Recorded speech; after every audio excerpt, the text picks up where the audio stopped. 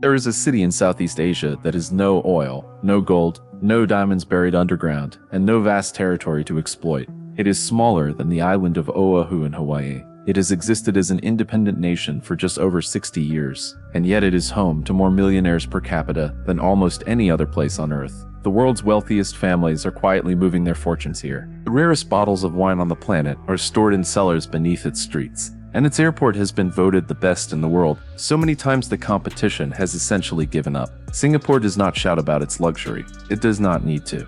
In this video, we are going to break down 8 categories of luxury that make Singapore one of the most quietly extraordinary cities in the world. Let's get into it. Luxury wine and private cellars. Most people think of wine as a European obsession, something that belongs to the Chateau of Bordeaux or the hillside estates of Tuscany. Singapore had a different idea. The city has quietly positioned itself as one of the most important fine wine markets and storage hubs in the entire world, a development that happened deliberately and with serious infrastructure behind it. Singapore abolished all import duties on wine and spirits in 2008, a single policy decision that transformed the city overnight into the most attractive destination in Asia for wine traders, collectors, and investors. Beneath the streets of Singapore sit some of the most sophisticated private wine storage facilities on Earth, temperature and humidity controlled to perfection, housing collections worth hundreds of millions of dollars belonging to collectors from across Asia and beyond. Freeport Singapore, modeled on the famous Geneva Freeport, allows ultra-high net worth individuals to store wine, art, gold, and other valuables in a customs-free zone, meaning the assets can be bought and sold internationally without ever leaving the facility. Christie's and Sotheby's both hold major wine auctions in Singapore, and the city's finest restaurants maintain cellars with vintages that would be the envy of any establishment in Paris. Singapore turned wine into infrastructure, and the world's collectors noticed. Luxury, family offices, and private wealth. This is the category of luxury that most travel videos never talk about, because it is invisible to the naked eye, but it might be the single most important thing happening in Singapore right now. A family office is a private company set up by an ultra-wealthy family to manage their investments, assets, legal structures, and financial legacy across generations. And Singapore has become the global capital of this industry with breathtaking speed. The number of family offices registered in Singapore multiplied several times over in just a few years, attracting dynasties from China, Indonesia, India, Europe, and the Americas, who chose the city as the place to anchor their global wealth. The reasons are well understood among the ultra-rich. Political stability, a legal system based on English common law, zero capital gains tax, zero inheritance tax, a strategic location between East and West, and a government that actively designed policies to attract exactly this kind of wealth. The presence of so many family offices has had a cascading effect on everything around them. Private banks, elite law firms, art advisors, luxury real estate agents, and bespoke service providers of every kind have flocked to Singapore to serve this clientele. The wealth is largely invisible from the street, but it shapes everything about how the city operates at the top. Luxury hotels and iconic addresses. Singapore's hotel landscape is defined not just by opulence but by stories, and no hotel in the city carries more history than Raffles. Opened in 1887 and named after Singapore's founder Sir Stamford Raffles, this hotel hosted writers, colonial officers, royalty, and celebrities across more than a century of operation, before undergoing a meticulous 2-year restoration that returned it to its full colonial grandeur. Longbar at Raffles is where the Singapore Sling cocktail was invented, and that drink alone has traveled further than most airlines. Marina Bay Sands changed the visual identity of the entire city when it opened in 2010. 3 towers connected by a sky park with an infinity pool that hovers 57 floors above the ground and looks out over one of the most dramatic urban skylines in Asia.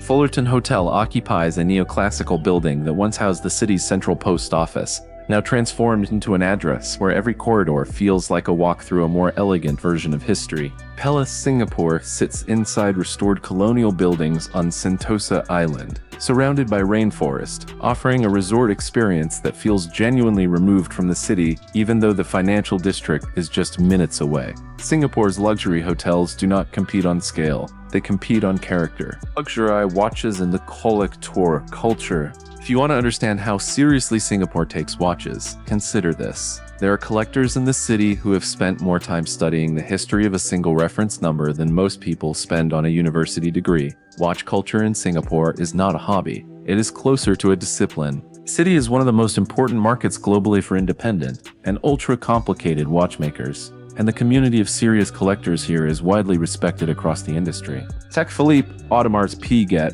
and Richard Mille all treat Singapore as a flagship market, and their boutiques on Orchard Road operate with a level of quiet exclusivity that feels more like a private members club than a retail environment. The secondary market for rare and discontinued references operates at significant volume, with private transactions between collectors regularly reaching prices that rival auction houses.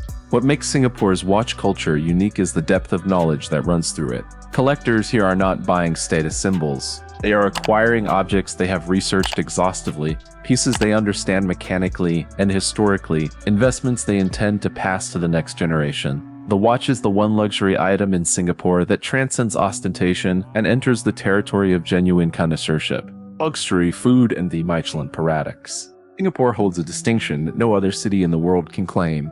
It is the only place where a street food hawker stall has received a Michelin-star. That single fact captures something essential about how this city approaches food. The obsession with quality does not begin at fine dining and work its way down. It permeates every level of the food culture simultaneously. At the luxury end, Odette in the National Gallery has held 3 Michelin stars and consistently appears on the list of the world's 50 best restaurants. A French-inspired tasting menu executed with a precision that draws pilgrims from across Asia specifically to eat there. Owned by Kirk Westaway, sits on the 70th floor of a tower in the city center and serves a menu built around the finest British produce flown in specifically for the kitchen. The omakase dining scene, imported from Japan and refined through Singapore's multicultural lens, has exploded into one of the most competitive and impressive in the world outside of Tokyo itself. What makes Singapore's luxury dining scene distinct is the intersection of cultures happening on every plate.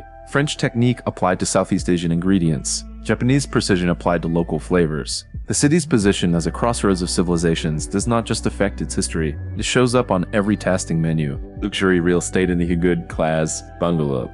There is a category of residential property in Singapore so exclusive that the government restricts ownership to citizens only, and that restriction is precisely what makes it the most coveted address in the entire country. Good class bungalows, known as GCBs, are landed houses of at least 1,400 square meters, located in 39 designated prime areas across the island. They cannot be purchased by foreigners, they cannot be subdivided, and they exist in finite, unchanging supply on an island where land is among the scarcest commodities on Earth. Transactions regularly exceed 50 million Singapore dollars, and the buyers are exclusively Singaporeans of extraordinary wealth, many of them founders of the businesses and family offices that have made this city what it is.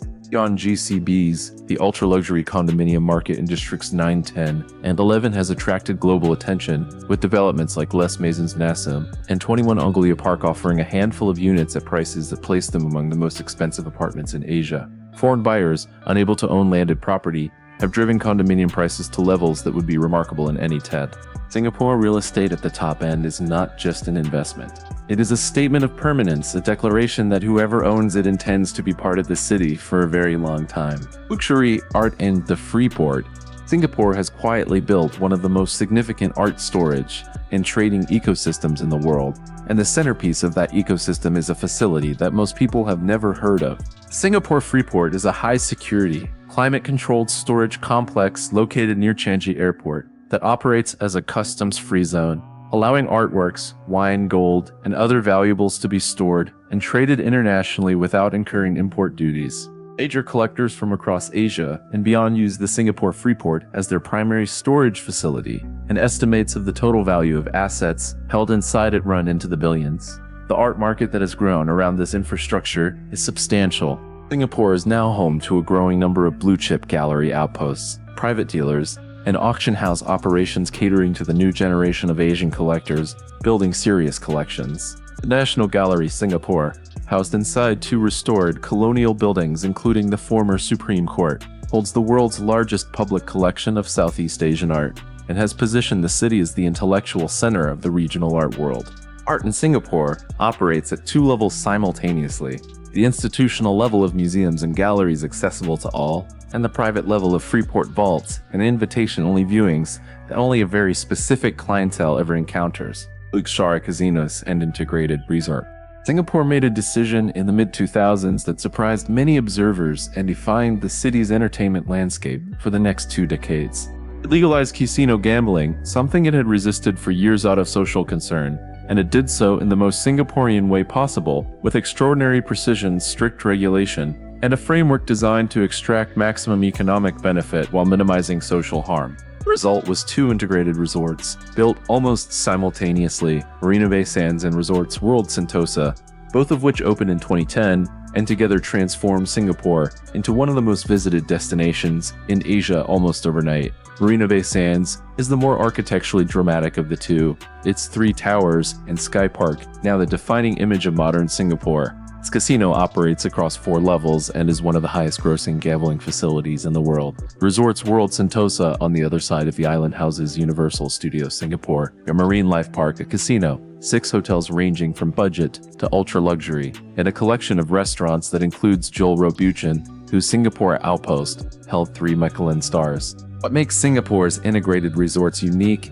is the deliberate integration of every possible reason to spend money under a single roof, executed with the operational precision that defines everything this city builds. Singapore is not a city that needs to show you everything at once. The wine is stored underground. The wealth is managed in quiet offices with no signs outside. The most coveted properties cannot even be purchased by most of the world's population. And the most important financial decisions shaping Asia's future are made in boardrooms that tourists walk past without ever knowing what happens inside. That is the Singapore version of luxury, not a gold-plated sports car parked where everyone can see it. Something quieter, more permanent, and in many ways far more powerful. A city that built extraordinary wealth out of nothing and then built an entire architecture of discretion around it. Thanks for watching, and if you want more videos breaking down cities like this one, hit subscribe and I'll see you on the next one.